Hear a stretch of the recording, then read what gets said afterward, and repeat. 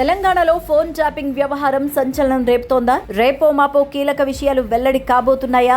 AP ప్రతిపక్ష నేత Chandrababu phone ని తెలంగాణలో ట్యాపింగ్ చేశారా? ఈ విషయాన్ని అదుపులో ఉన్న నిందితులు అంగీకరించారా? అదే జరిగితే కేసీఆర్ ని ఏపీ సర్కార్ అరెస్టు చేయడం ఖాయమా?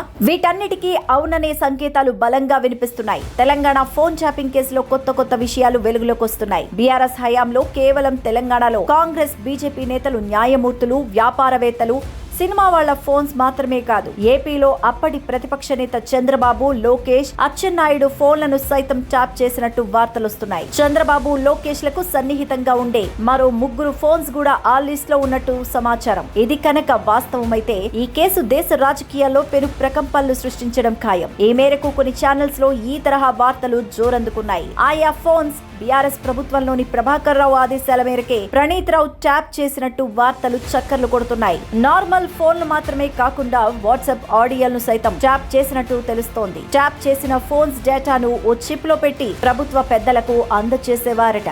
అప్పటి ఏపీ సీఎం జగన్ కు సాన్నిహిత్యంగా ఉండేవారు వచ్చి ఆ చిప్ ని తీసుకువెళ్లినట్టు బయటపడింది.